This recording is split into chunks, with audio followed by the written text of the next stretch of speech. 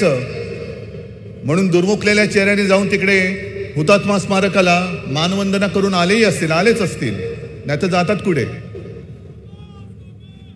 पण ते मानवंदना देत असताना, अभिवादन करताना मला त्याने एक सांगायचंय की ते तिकडे म्हणजे हुतात्मा स्मारक इकडे आपण त्याची आज प्रतिकृती ठेवलेली आहे.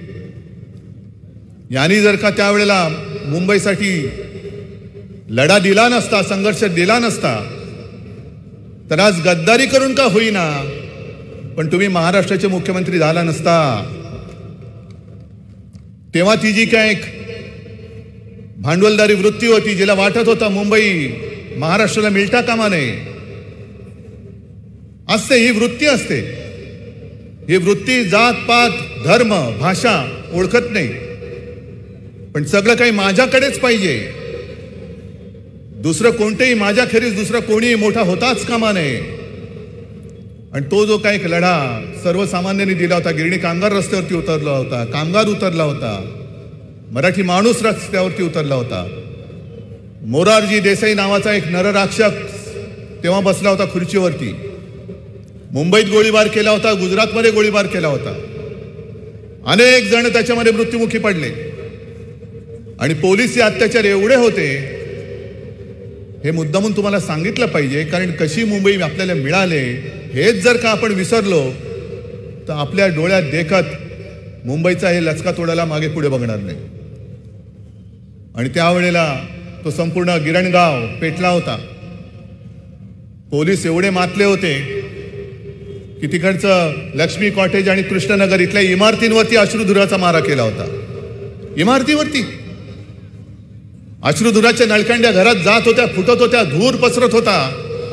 अनेक महिला त्याच्यामध्ये गुदमरल्या, काही जण बेशुद्ध पडल्या, काही जणांची तानी तानी बाळ, कोणाचं 1.5 महिन्याचं, कोणाचं 15 दिवसाचं, ती बाळ घुसमटली. एखाद दुसरा असता तर काय केलं असतं, शरण गेले असते. पण त्या महिला रणरागिण्या तानी तानी बाळ घेऊन रस्त्यावरती उतरल्या आणि पोलिसांच्या समोर उभं राहून सांगितलं की तुमच्यात हिंमत असेल तर आम्हाला रस्त्यावरती गोळ्या घाला, गोळ्या घाला आम्हाला, पण मुंबई आम्ही घेतल्याशिवाय राहणार नाही, मुंबईसह संयुक्त महाराष्ट्र झालाच पाहिजे. आणि त्या त्यांच्यासमोर उभ्या राहिल्या. मला मिंद्यांना सांगायचंय, त्या महिलांमध्ये जी एक जिद्द होती, मुंबईसाठी जिद्द होती, ती कणभर तरी तुमच्यामध्ये घ्या. नुसतं खुर्ची मिळाले बुड टेकायला म्हणून तुम्ही मुंबईवरचा अत्याचार, महाराष्ट्राचा अत्याचार मिंदे होऊन उघड्या डोळ्यांनी बघत बसणार असाल तर तुम्ही म्हणजे महाराष्ट्र नव्हे, महाराष्ट्र माझ्या समोर बसलेला आहे. मराठी माणूस आणि तमाम सगळे जातीपाती धर्माची आणि भाषेची लोक ही माझ्या समोर बसलेली आहे. आहेत विषय बरेच आहेत. कर्नाटकाची निवडणूक रंगात आलेली आहे आणि आपले माननीय पंतप्रधान त्यांनी काल परवाकडे भाषणामध्ये म्हटलं की काँग्रेसनी त्यांना 91 वेळा शिव्या दिल्या. 91 वेळा शिव्या दिल्या. किती शिव्या मोजणारी, किती सभ्य माणसाची. एकदा झालं, दोनदा झालं, तीनदा झालं, चारदा झालं, 91 वेळा शिव्या दिल्या. मला मोदी साहेबांना सांगायचे की मोदी साहेब, मी शिव्या देण्याचं समर्थन करत नाही, देता येतात, पण समर्थन नाही करत.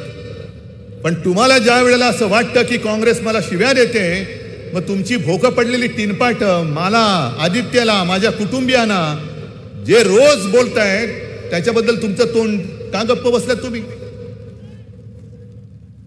अजूनही ते ज्या भाषेत माझ्यावरती बोलतात त्या भाषेमध्ये माझा शिवसैनिक अजून बोललेला नाही. संजय राऊत सुद्धा जे बोलतात पण ते ज्या भाषेत बोलतात त्या भाषेत बोलत नाही. आम्ही तुमचा मान ठेवतो, ही महाराष्ट्राची संस्कृती आहे. पण तुम्ही तुमच्या त्या तीनपाटांना, त्यांना जी भोका पडले त्याचे जरा बुचं घाला, म्हणजे मग सगळं काही चांगलं होईल. तुमची लोक वाटेल ते बोलणार, मग तुमची लोक बोलल्यानंतर आमची लोक सुद्धा बोलणारच. जर तुम्ही गप्प बसलात तर आमची लोक गप्प बसतील. पण रोज तुमची आम्हाला काही बोलतील आणि आम्ही ऐकून घेऊ.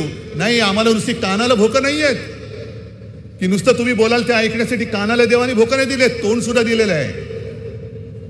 आणि आता तरी वज्रमुठ झालेली आहे.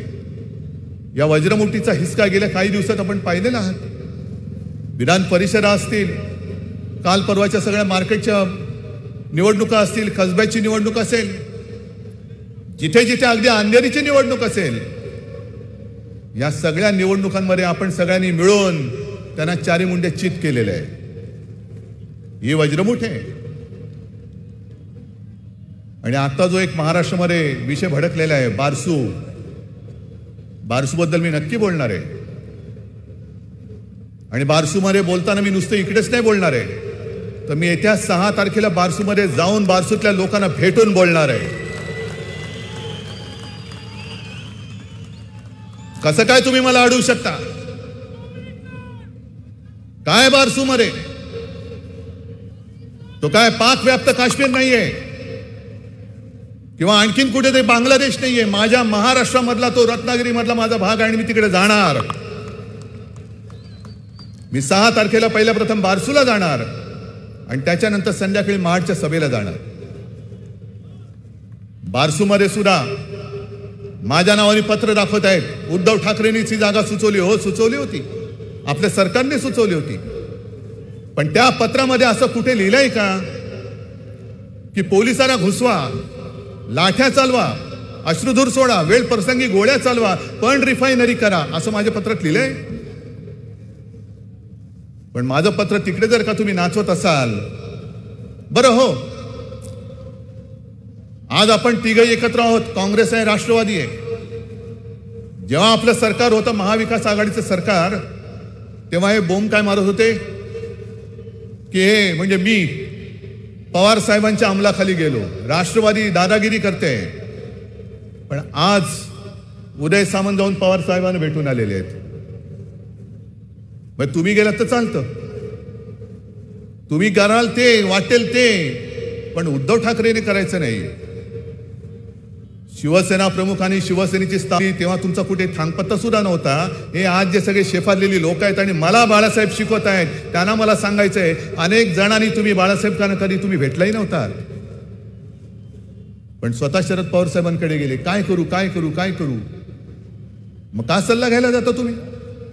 का विचारपूस करायला जाता तुम्ही? बरं, बारसूचं पत्र मी दिलं होतं म्हणून तुम्ही जर का ते बारसू बारसू बारसू करत असाल आणि स्वतःचं बारसं करून घेत असाल, तर पालघरमध्ये आदिवासींच्या घरात पोलीस का घुसवले? म्हणजे खरं ही सभा जी आहे, मला माहितीच नव्हतं या मैदानात आहे. मला वाटलं नेहमीप्रमाणे तिथल्या मैदानात होईल, कारण आजपर्यंतचा शिरस्ता असा की त्या मैदानात व्हायची. पण आपलं सरकार गेलं आणि सरकार गेल्या गेल्या पहिले या सरकारने काय केलं की आपली मुंबईची सोन्यासारखी जमीन ही बुलेट ट्रेनच्या घशामध्ये टाकली. काय हे पत्र मी दिलं होतं?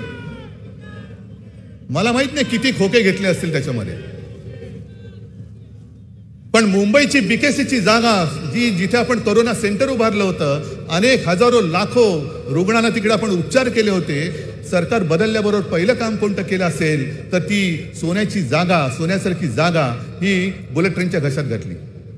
मग तुम्ही सगळे मुंबईकर आहात, आसपासच्या परिसरातून आलेले आहात. मला तुम्ही हात वर करून सांगा, किती लोक बुलेट ट्रेन झाल्यानंतर रोज अहमदाबादला जाणार आहेत? मुंबईतनं किती लोक अहमदाबादला जातील? अहमदाबादवरनं किती लोक मुंबईत येतील? कोणासाठी करता हे सगळं? बरं, सरकार आल्या आल्या मी मुख्यमंत्री झाल्यानंतर मी तत्काळ मेट्रोच्या आरे कारशेडला स्थगिती दिली होती आणि कांजूरचा पर्याय सुचवला होता. त्यामागचा माझा हेतू स्वच्छ होता की पर्यावरणाचं रक्षण करून जर आणखीन मोठी जागा मिळते आणि त्या मेट्रोचा विस्तार आपण थेट बदलापूर अंबरनाथ पर्यंत करत असू तर का करायचं नाही? पण कोर्टामध्ये गेली, केंद्र सरकार कोर्टात गेलं. म्हणजे नवलच आहे.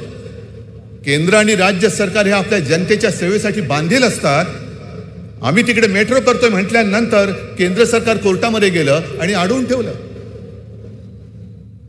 मग मधल्या काळामध्ये माझी मुलाखत झाली होती लोकसत्तामध्ये. मला त्यांनी विचारलं, तुम्ही विकासाच्या आड येता का? म्हटलं, कसा विकासाचा आड येतो मी मेट्रोची कारशेड आरेमध्ये होऊ देणार नव्हतोच आणि ती कांजूरमध्ये करत होतो. मी कारशेडला नाही म्हटलं नव्हतं, मी जागेला नाही म्हटलं होतं. मग पुढे काय म्हटलं? तुम्ही आज मी जे तुमच्याशी बोलतोय तारीख वार वेळ त्याच्याप्रमाणे लिहून ठेवा की ही जागा घेतल्यानंतर सुद्धा कांजूरची जागा ह्यानं लागणारच. आणि 4 दिवसामध्ये बातमी आली की आता कांजूरला सुद्धा कारशेड करणार आहेत. मग कशासाठी तुम्ही आक्षेप घेतला होता? कोणासाठी आक्षेप घेतला होता? अशी काय नेमकी जादू झाली की आमचं सरकार तुम्ही गद्दारी करून पाडल्यानंतर कांजूरची जागा जे काय आक्षेप होते ते एकदम मोकळे झाले? हे सांगा ना, जनतेला सांगा की कांजूरची जागा आम्ही अडवली होती ती केवळ आणि केवळ अहंगंडासाठी अडवली होती. महाविकास आघाडीच्या सरकारकडनं आम्हाला हे काम होऊ द्यायचं नव्हतं. आणि त्याहीपेक्षा महत्वाचं म्हणजे मुंबईच्या पर्यावरणाचा चोथा करून टाकायचा होता. म्हणून आम्ही इकडे पण कारशेड करतोय, तिकडे पण कारशेड करतोय. हे तुम्हाला मला सांगण्याची गरज आहे.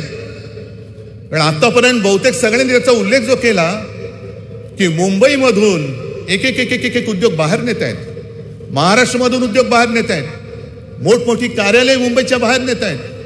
म्हणजे अदानीने सुद्धा 2 कंपन्या विकत घेतल्या, एक अंबुजा सिमेंट आणि एसीसी सिमेंट. या दोन्ही कंपन्यांची कार्यालय ही पहिली मुंबईमध्ये होती, मुंबई, पण विकत घेतल्यानंतर गेली गुजरातला. स्टॉक एक्सचेंज त्याचं सुद्धा मोठं केंद्र गुजरातला नेलं. इथे जे होणार होतं आर्थिक केंद्र, जिथे बीकेसी मध्ये आता बुलेट ट्रेनच्या घशाची जागा घेतले, ते आर्थिक केंद्र गेलं गुजरातमध्ये. ही जी मी म्हणतो ना भांडवलदारी वृत्ती, ती ही वृत्ती आहे की सगळं ओरबाडून घ्यायचं आणि मुंबईला बकाल करून टाकायचं.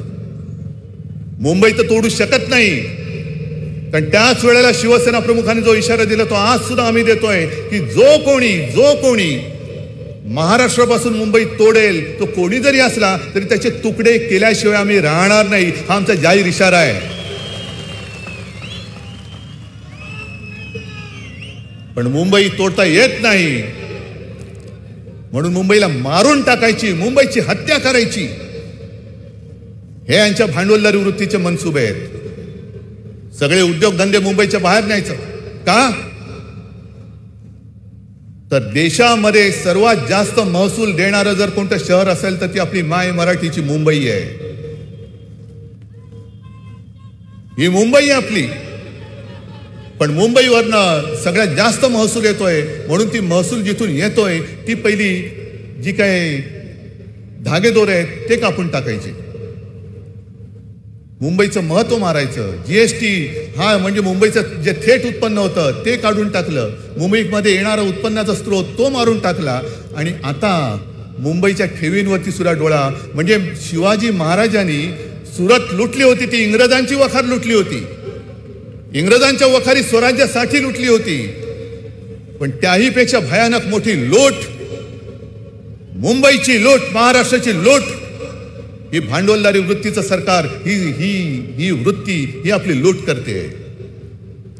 आणि आपले मिंधे बाळासाहेबांचे विचार कसले डोंबल्याचे बाळासाहेबांचे विचार. जर बाळासाहेबांचे विचार तुझ्या धमन्यामध्ये 1 कण जरी शिल्लक असता तर तू पहिली गद्दारी केलीच नसती. आणि गद्दारी केल्यानंतर जे डोळ्या देखत मुंबई आणि महाराष्ट्राची अवहेलना चाललेली आहे, जे आता अजितदारांनी सांगितलं देखो महाराष्ट्र देखो, हे नुसतं एवढ्या पुरतं मर्यादित नाहीये. मला एका गोष्टीचा अभिमान आहे, आपलं महाविकास आघाडीचं सरकार असताना आपण या आपल्या महाराष्ट्रामध्ये मराठी भाषा ही सक्तीची केली होती. आठवते तुम्हाला? मराठी भाषा सक्तीची केली होती. सरकार पाडलं, गद्दारी केली आणि तो निर्णय सुद्धा यांनी फिरवला. जी भाषा आपण आपली मातृभाषा सक्तीची केली होती ती भाषा शिकवायची की नाही ती त्या शाळा आणि कॉलेजच्या संस्था चालकांना होती ऐच्छिक म्हणून सोडून दिलं. तुम्ही तुमचं बघा. काय बाळासाहेबांचे विचार, कुठे आहेत बाळासाहेबांचे विचार? जर हीच तुमची जर का वृत्ती असेल, जे आम्ही पंतप्रधानांकडे सांगितलं होतं, होय मी गेलो होतो, अजितदादा होते, अशोकराव चव्हाण होते, आणि 11 मागण्या आम्ही केल्या होत्या, त्याच्यामध्ये कांजूरची जागा सुद्धा होती आणि मराठी भाषेला अभिजात भाषेचा दर्जा देण्याची सुद्धा मागणी केली होती. जर तुम्हीच जर हा असा मराठी भाषेचे सगळे धिंडोडे काढायला लागलात तर मराठी भाषा अभिजात करणार कोण? ते म्हणतील अरे सोड रे, यांना नुसते डोळे वटारले तरी शेपुटात घालतात. पण प्रत्येक पातळीवरती जसं मरे बोलले होते चंद्रकांत दादा पाटील, एक बरं झालं की तुम्ही सगळे मुंबईकर शिवसैनिक माझ्यासमोर बसलेत, काँग्रेस राष्ट्रवादीची सुद्धा लोक आहेत. बाबरी मशीद ज्या वेळेला पाडली तेव्हा कशी पळापळ झाली होती ती मी सांगण्याची गरज नाही. पण यांची विकृती एवढ्या थराला गेलेली आहे की स्वतःला हिंदू हृदय सम्राट होता येत नाही म्हणून शिवसेना प्रमुखांचं सुद्धा महत्व कमी करायचं. शिवसेनेचा काही संबंधच नाही. शिवसेना प्रमुख तिकडे गेलेच नव्हते. आणि चंद्रकांत दादा असं म्हणाले तसं मी तेव्हा बघितलं. हे तेव्हा कोणाची तरी त्यांच्यावरती एक कार्य सोपवलं होतं मोठं आणि ते संपून रात्री बाहेर आले तेव्हा रस्त्यावरती कोणीच नव्हती, फक्त कुत्री भुंकत होती. मग मला चंद्रकांत दादांनी सांगितले की चंद्रकांत दादा अहो कुत्री सुद्धा भुंकत होती पण भाजपवाले कुठे होते? कुत्री भुंकत होती पण तुम्ही भाजपवाले कुठे? भुंकत नव्हता, हुंगायला पण आला नव्हता. तुम्ही कसले वीर आणि कसले शूर आणि कसलं बाबरीचं श्रेय तुम्ही घेणार आणि राम मंदिराचं श्रेय तुम्ही घेणार? पण संपूर्ण संमोहन असं करायचं की आता निवडणुका आल्या. आता कर्नाटकामध्ये त्यांनी एक जाहीरनामा प्रसिद्ध केला, तो काय मी बोलण्याची गरज नाही. पण निवडणुका आल्यानंतर असं काहीतरी गारूड टाकायचं. चला मी महाविकास आघाडीच्या सगळ्या माझ्या नेत्यांना माझ्या सहकार्याने विचारतो, असं समजा उद्या निवडणूक आले आणि अजितदादा तुम्ही अर्थमंत्री होता, जयंतराव होतात, आणखीन सुद्धा अर्थमंत्री इथे बसले असतील, माजी मुख्यमंत्री बसले होते असतील. मी सांगतो सगळ्या महाराष्ट्राला मी रेशन फुकट देतो. जमेल? जमणार आहे? मी सगळ्यांना शिक्षण फुकट देतो, सगळ्यांना वीज फुकट देतो. थांबा, टाळ्या नका वाजू, इकडेच चुकत आहे. हे लोक म्हणतील नाही हे शक्य नाहीये. कारण मी तर 2.5 वर्षच मुख्यमंत्री होतो, पण ही तर मुरलेली लोक आहेत. त्यांनी सत्ता कशी चालवायची, कारभार कसा चालवायचा हा यांना माहिती आहे. मग अजितदादा म्हणतील नाही नाही हे कसं शक्य हो, सगळी वाट लागेल ना. वीज बिल माफ केलं तर वाट लागून जाईल, शिक्षण फुकट केलं सगळ्यांना वाट लागून जाईल, घरावरती मी सोन्याची कौलं चढवेन. नाही नाही कसं शक्य आहे? प्रत्येक घरावरती एक कौल चढवायचं झालं तर एवढे हजारो लाखो कोटी रुपये खर्च येतील. मग तुम्ही काय म्हणणार की अरे हे तर नाहीच म्हणतात ना. पण हा उद्धव ठाकरे म्हणतो मी करतो, देऊन तर बघू ना मत. मग तुम्ही मत देता. आता मत दिल्यानंतर मी निवडून येतो. निवडून आल्यानंतर आता 2014 साली काय सांगितलं होतं, अच्छे दिन आएंगे, आले अच्छे दिन. हजारो कोटी लोकांना आतापर्यंत खरं नोकऱ्या मिळायला पाहिजे होत्या, दिल्या नोकऱ्या.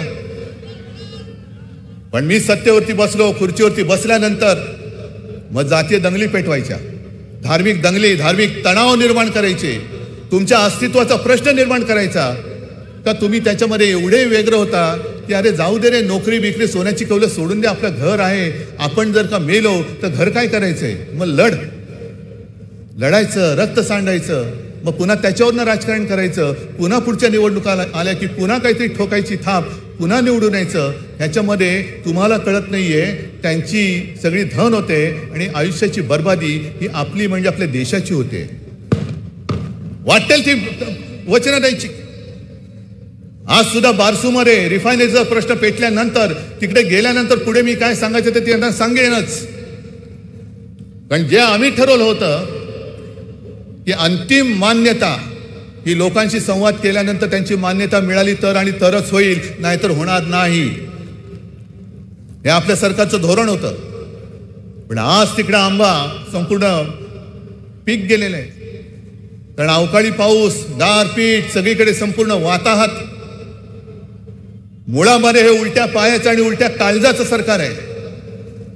आजपर्यंत कधी कोणी यांना मदतीसाठी गेल्यानंतर मदत जाहीर खूप झाले पण मिळाली काहीच नाहीये.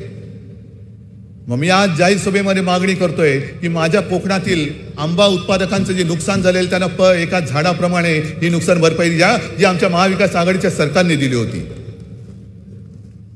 करा ना सुरुवात. पण एका गोष्टीचं आणखीन मला एक वैषम्य नेहमी वाटतं. आपण पुढचा विचार करतो. मुंबईमध्ये सुद्धा लोकसंख्या वाढते. आज तर आता देशाची लोकसंख्या जगामध्ये नंबर 1 झालेली आहे. यांच्यासाठी संपूर्ण पाणी आणायचं कुठून, रस्ते करायचे कसे, हे आणायचं कुठून, ते आणायचं कुठून. म्हणून आपल्या सरकारने एक धाडसी निर्णय घेतला की पाण्याची गरज भागवणार कशी, किती तलाव तुम्ही खोदणार, किती कुठून कुठून पाणी आणणार, त्याचा खर्च किती होणार. हा अथांग समुद्र पसरलेला आहे. मग त्या समुद्राचं पाणी जे इतरत्र वापरलं जातं जगामध्ये, आपल्या चेन्नईमध्ये सुद्धा वापरलं जातं, त्याचं निक्षारीकरण करून हे पाणी प्यायला वापरलं तर काय हरकत आहे. आणि त्याची सुरुवात आपण केली होती, एक प्रोजेक्ट आपण तिकडे पायलट प्रोजेक्ट 400 MLDचा लावायला सांगितला होता. मला वाटतं त्याला स्थगिती मिळालेली. कारण का, ते काम व्यवस्थित आणि चांगलं दिलं गेलं होतं. आता ही कामं जी देत आहेत ती संपूर्ण त्यांचे मित्र परिवार आणि कॉन्ट्रॅक्टर यांच्यासाठी देत आहेत. मुंबई सुद्धा ओरबाडत आहेत आणि लूट चाललेली आहे. मधल्या काळामध्ये मी बोललो होतो सत्यपाल मलिक, या एक सगळ्या गोष्टी येत आहेत. अडाणींची गोष्ट आली, सत्यपाल मलिकांनी एक गौप्यस्फोट केला. अडाणींच्या बाबतीत सुद्धा चौकशी झाली पाहिजे की नाही झाली पाहिजे, तुमचं काय मत आहे? विषय तुमच्यापर्यंत पोहोचलाय? माझं वेगळं मत आहे. माझं मत असं आहे, अडाणींची चौकशी करूच नका. कारण आपल्या देशाची लोकसंख्या एवढी वाढली आणि एक माणूस जर मेहनत करून एवढ्या वरती जात असेल तर त्यांचं संपूर्ण आत्मचरित्र हे माझ्या शालेय विद्यार्थ्यांच्या अभ्यासक्रमात लावा. श्रीमंत कसं व्हायचं, काय चौकशी पाहिजे का चरित्र पाहिजे? बरोबर ना? मी कुठे म्हणतो तो गुन्हेगार आहेत, चौकशी करा म्हणतच नाही. पण निदान त्यांनी काय काय केलं जे माझे कष्ट करत करत करत लोक घाम गाळून सुद्धा त्यांना रोजची चिंता असते की संध्याकाळची चूल माझ्या घरात कशी पेटेल, त्यांना ते मार्गदर्शक होईल ना. अदानी व्हायचंय मला, अडाणी नाही. आम्ही अडाणी आहोत, आम्हाला अदानी व्हायचंय. आणि सत्यपाल मलिकांनी सुद्धा जो गौप्यस्फोट केला पुलवामाच्या वेळेचा, त्याच्यामध्ये जे जवान मारले गेले 40 जवान, त्याच्यामध्ये आपल्या महाराष्ट्राचे 2 बुलढाण्याचे 2 वीर होते, सुपुत्र होते. महाराष्ट्राचं सुद्धा योगदान आहेच. मग कोणत्या दिशेने चाललेला आहे आपला देश महाराष्ट्र? तिकडे चीन घुसतोय, ज्याचा उल्लेख मगाशी झाला. म्हणजे चीन आपल्या देशाचा भूगोल बदलतोय आणि आपले हे नाकर्ते राज्यकर्ते आपला इतिहास बदलतायत. जो इतिहास लिहिलेला आहे, इतिहास घडलेला आहे, तो पुसून टाकायचा. नवीन इतिहास लिहिताय, अरे इतिहास लिहू नका, इतिहास पहिला घडवा, मग तुम्ही घडवल्यानंतर तो आपाप लिहिला जाईल. पण चीन घुसतोय, आपला देश कुरतडतोय, तिकडे शेपट्या घालून बसतायत का? त्यांच्या मागे ईडी आणि सीबीआय लावा ना, त्यांच्या मागे लावा. त्या चीनचं जर तुमच्यात हिंमत असेल, त्या चीनच्या राष्ट्राध्यक्षाच्याकडे ईडी पाठवा, परत येते का बघा. पण गोरगरिबांच्या घरी तुम्ही ईडी पाठवतायत. अगदी आपल्या शिवसैनिकाच्या झोपडपट्टीत राहणाऱ्या शिवसैनिकाच्या घरी सुद्धा ईडीचे अधिकारी पोचले होते, सीबीआयचे अधिकारी पोचतायत. सत्यपाल मलिकांनी तो एक मोठा गौप्यस्फोट केला, त्याच्यामध्ये अमित शहा म्हणाले हे राज्यपाल असताना का नाही बोलले? त्यांनी सांगितलंय, तेव्हाच सांगितलेलं आहे की हे जेव्हा घडलं तेव्हा मी पंतप्रधानांना फोन केला, पण पंतप्रधान हे जिम कॉर्बेटच्या जंगलामध्ये गेले होते. मग ते जिम कॉर्बेटच्या बाहेर आले आणि त्यांनी यांना फोनवरून सांगितलं की इस बारे में आप कुछ नहीं बोलना. पंतप्रधानांनी सांगितल्यानंतर मलिक बोलतील कसे? पण त्याहीबद्दल कोणी बोलायला तयार नाही ना, अडाणीबद्दल बोलायला तयार. मग मला असं वाटतं की 2014 साली जाहिरातीवरती तुम्हाला खर्च करायचा आहे ना अजितदादा, आता तुम्ही सांगितलं की जाहिरातीवरती खर्च करायचा आहे. डेको महाराष्ट्र आणि मुंबईच्या BST बसेसवरती सुद्धा होतं कर्नाटकाला चला, कर्नाटक चलो. पण जाहिराती जर करायच्या असतील तर 2014 साली भाजपचंच कॅम्पेन हे परत लावा. महागाई वाढते, अमुक वाढते, बेकारी वाढते, तमुक वाढते, कुठे नेऊन ठेवलाय महाराष्ट्र माझा? विचारा भाजपवाल्यांना, कुठे नेऊन ठेवताय महाराष्ट्र माझा? आमच्यातनं जे तुम्ही गद्दार केले हो, गद्दार घेऊनच तुम्ही गेलात आणि तेवढ्यावरती तुम्ही तुमचं भागला नाही. म्हणून तुम्ही शिवसेना प्रमुखांना, म्हणजे मी जाहीर सभेत सांगतो ना आपल्या बोलीभाषेत, तुम्ही माझा बाप चोराला निघालात. अरे तुमच्या आई वडिलांना काय दुःख होत असेल, पण स्वतःमध्ये काही कर्तृत्व नाही, स्वतःमध्ये काही आदर्श नाही, ना नेता नाही, म्हणून दुसऱ्याचे आदर्श चोरताय, दुसऱ्याची कामं चोरताय, दुसऱ्याची माणसं चोरताय. आणि सगळ्यात आणखीन एका गोष्टीची गंमत, गेल्या रविवारी मी पाचोऱ्याला गेलो होतो, एकनाथ खडसे तिकडे भेटले. आता एकनाथ खडसेंना तेव्हा मंत्रिमंडळातून काढून टाकलेलं, प्रकाश मेहताला तेव्हा काढून टाकलेलं, आणखीन कोणाला तरी काढून टाकलेलं, भ्रष्टाचाराचे आरोप करून काढून टाकलं. आणि एवढी त्यांची नादस्ती केली तर शेवटी खडसे म्हणजे जे एकनाथ खडसे अगदी प्रमोदजी महाजन गोपीनाथजी मुंडे यांच्यासोबत महाराष्ट्रामध्ये ज्यांनी भाजपाची पाळमुळं रुजवली त्यातल्या पिढ्या तुम्ही संपवल्या, ती माणसं तुम्ही संपवली, भ्रष्टाचाराचे आरोप करून तुम्ही संपवलं आणि त्यांना पक्षातून ते जातील कसं ते बघितलं. म्हणजे स्वतःची माणसं भ्रष्टाचाराचे आरोप करून बाहेर नेत आहे आणि बाहेरची लोक भ्रष्टाचाराचे आरोप करून पक्षामध्ये घेत आहे. किती भ्रष्ट माणसं तुम्ही जमवाल. म्हणजे पूर्वी असं म्हटलं जायचं की महापालिकेच्या आत सुद्धा येते रस्त्यावरती कुत्र्याची गाडी दिसला कुत्रा की टाक गाडीमध्ये, दिसला कुत्रा की टाक गाडीमध्ये. तशी भाजपाची गाडी आहे की काय की दिसला भ्रष्ट माणूस की टाक आतमध्ये, भ्रष्ट माणूस की आतमध्ये टाक. आणि मग आतमध्ये घेतल्यानंतर मग सांगायचं तुला भाजपात जायचंय का तुरुंगात जायचंय. हा असा संपूर्ण नासलेला कुजलेला आणि विचित्र म्हणजे मी मोदींच्या बद्दल मगाशी बोललो की तुमची माणसं काय भाषेमध्ये आम्हाला बोलताय. मग हीच शिकवण तुम्ही तुमच्या रामभाऊ म्हाळगी प्रबोधिनीमध्ये इतके वर्ष दिलीत काय. रामभाऊ म्हाळगी प्रबोधिनी मला एक आदर होता त्या एका संस्थेबद्दल. प्रमोद महाजन स्वतः बघायचे, विनय सहस्त्रबुद्धे बघायचे. काही वेळेला मी तिकडे गेलोय, तिकडे चिंतन व्हायची, आणखीन काय काय व्हायचं. मग तुम्ही हे शिकवलं, ही भाषा शिकवायला रामभाऊ म्हाळगीने शिकवलं तुम्हाला. मग ते सगळे संस्कार गेले कुठे, ती संस्कारी माणसं गेली कुठे. आणि म्हणून मी पुन्हा पुन्हा विचारतोय, अगदी राष्ट्रीय स्वयंसेवक संघाला सुद्धा विचारतोय की हे असं अपत्य तुम्हाला मान्य आहे का. हे असं अपत्य तुम्हाला मान्य काय वाटेल ते करून म्हणजे आपल्या महाराष्ट्राचं सरकार गद्दारी करून पाडलंच, मध्य प्रदेशचं पाडलं.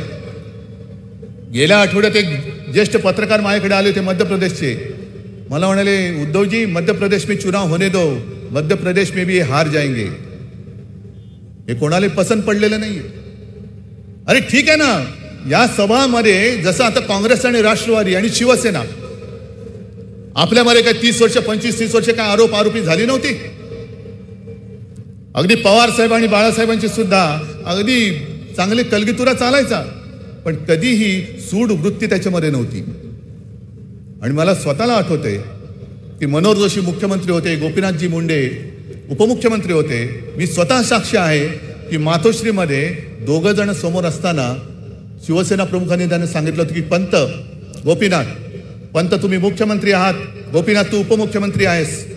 आज आपली सत्ता आहे, काँग्रेस विरोधी पक्षात आहे, आपल्या विरुद्ध मोर्चे काढतील, आंदोलनं करतील, पण लाठ्या त्यांच्यावरती चालवायच्या नाहीत, अजिबात चालवायच्या नाहीत. आणि जरी ते आपले राजकीय विरोधक असले तरी त्यांच्यामध्ये सामील होणारे तरुण हे केवळ त्यांचेच नाही तर या आपल्या महाराष्ट्राची मुलं आहेत. ही महाराष्ट्राची मुलं आहेत, त्यांची टाळकी आणि त्यांचे हातपाय तोडायचे नाही. आज एकेकाच्या जुन्या केसेस काढून त्याच्या मागे सगळं दुष्टचक्र लावून तुम्ही पक्षामध्ये घेताय. बरं सत्ता भोगायची तर भोगा, पण पालघरमध्ये तो जो आक्रोश आदिवासींना 1 पैशाचा 1.5 दमडी त्यांना मोबदला न देता त्यांना घराबाहेर काढतायत, ते टावं फोडतायत. त्या आदिवासींचे शाप 15 दिवसापूर्वी श्री सरसजे तुमच्या आणि तुमच्याच अनागोंदी कारभाराचा पायी आणि तुमच्या सगळ्या अनास्थेपायी केवळ मतं मिळवण्याच्या अट्टाहासापायी जे मृत्युमुखी पडले त्यांच्या कुटुंबियांचे शाप. आणि बारसूमध्ये सुद्धा तुम्ही जो काय अत्याचार करता त्या सगळ्यांचे शाप हे तुम्हाला भोवल्याशिवाय राहणार नाहीत, हे भोवल्याशिवाय राहणार नाही. आणि म्हणून ही वज्रमुठ ही भारत मातेचं रक्षण करायला तर आहेच, संविधानाचं रक्षण करण्यासाठी पण आहेच, पण आपल्या डोळ्यात देखत आपल्या मुंबईचं आणि महाराष्ट्राची जी अवहेलना होते, महाराष्ट्राची बदनामी चाललेली आहे की महाराष्ट्रामध्ये गद्दारी चालते, महाराष्ट्रामध्ये जनतेवरती अत्याचार होतो आहे, ही संपूर्ण बदनामी. आणि होय ज्या पद्धतीने यांचं हे हिंदुत्व नासवतायत, कदाचित उद्या इकडे येतील. कशाला येतील? गोमूत्र शिंपडायला येतील. म्हणून मी ठामपणाने सांगतो की होय मी हिंदू आहेच, हिंदुत्व आमचं मी सोडणार नाही, पण आमचं हिंदुत्व हे गोमूत्रधारी नाहीये तुमच्यासारखं. तुम्ही गोमूत्रधारी हिंदुत्व आहे आणि आमचं हिंदुत्व हे राष्ट्रीयत्व आहे. आमचं हिंदुत्व हे राष्ट्रीयत्व आहे. जो या देशाला आपला मानतो, जो या देशासाठी मरायला तयार होतो, तो माझा आहे. हे माझ्या वडिलांनी मला शिकवले, माझ्या आजोबांनी मला शिकवलेले, हे आमचं हिंदुत्व आहे. मग गाईचं मांस कोणतरी नेते म्हणून त्याला भर रस्त्यात मारायचा, त्याला चिरायचा. हे एका राज्यामध्ये होतं. त्याच देशातल्या दुसऱ्या राज्यामध्ये मुख्यमंत्री सांगतात की माझ्या राज्यामध्ये गोमांसाची कमी मी पडू देणार नाही, गरज लागली तर मी बाहेरच्या राज्यातून गोमांस आणेन. हे तुमचं हिंदुत्व? मनोहर पर्रिकर बोलले होते, मुख्यमंत्री होते तेव्हा. किरण रिजिजू बोलले होते की होय मी गोमांस खातो, काय करायचं ते करा. काय केलं तुम्ही? आता तुमचे सरसंघ काय कार्यवाहक वगैरे ते होसबाळे त्यांनी सांगितलेलं आहे की गोमांस खाणाऱ्यांना दरवाजे बंद करता येणार नाही. उद्धव ठाकरे जर का काँग्रेस आणि राष्ट्रवादी सोबत गेला तर मी हिंदुत्व सोडलं. मोहन भागवत मशिदीमध्ये जातात तेव्हा ते काय सोडतात? गेलो मी उद्या मशिदीमध्ये तर किती बोंबाबोंब करतील. पण संघचालक काय बोलतायत, ते काय करतायत, तर ते हिंदुत्व. अरे पहिलं तुमच्या हिंदुत्वाचा काहीतरी शेंडा बुडखा आकार काहीतरी ठरवा, पहिला तो समजून घ्या आणि मग बोंबाबोंब करा, मग बोंबाबोंब करा. पण आता आपल्याला सगळ्यांना यातनं शहाणं व्हायचंय. हे जे सगळे आपले काँग्रेसचे झेंडे आहेत, राष्ट्रवादीचा झेंडा आणि आपल्या शिवसेनेचा भगवा झेंडा आहे. नुसती वज्रमुठ करून उपयोग नाही. त्या वज्रमुठीमध्ये हा भगवा आपल्याला मजबूतीने धरायचा आहे. आणि या भगव्याला जो डाग लावण्याचा प्रयत्न यांनी केला आहे, कलंक लावण्याचा प्रयत्न यांनी केलेला आहे, तो साफ त्यांच्याबरोबर त्यांना साफ करून हा छत्रपती शिवाजी महाराजांचा हिंदुत्वाचा भगवा पुन्हा एकदा तेजाने उंच फडकत ठेवायचा आहे, उंच फडकत ठेवायचं आहे. आणि म्हणून ही तर नुसती सुरुवात झालेली आहे. महाराष्ट्राची अवहेलना आणि मुंबईचं वस्त्रहरण थांबवण्यासाठी आता ही अशी एकच वज्रमुठ आणि त्या वज्रमुठीचा एकच ठोसा असा मारा की पहिली महापालिका येऊ द्या, विधानसभा येऊ द्या, नाहीतर लोकसभेबरोबर तिन्ही निवडणुका घ्या. तुम्हाला आम्ही भुई सपाट केल्याशिवाय राहणार नाही. आणि अमित शहाना सांगतो, तुम्हाला जमीन म्हणजे काय असते तो माझा महाराष्ट्रातला माणूस दाखवून दिल्याशिवाय राहणार नाही. धन्यवाद. जय हिंद, जय महाराष्ट्र. धन्यवाद साहेब. या वज्रमुठ सभेची सांगता राष्ट्रगीताने होणार आहे. त्या सर्वांना विनंती आहे, कृपया सर्वांनी राष्ट्रगीतासाठी उभं राहावं. नवनवीन आणि ताज्या घडामोडींसाठी महाराष्ट्र जनभूमी न्यूजला सबस्क्राईब करा. त्याचबरोबर बेल आयकॉनवर क्लिक करा आणि मिळवा आमच्या बातम्यांचे नोटिफिकेशन्स.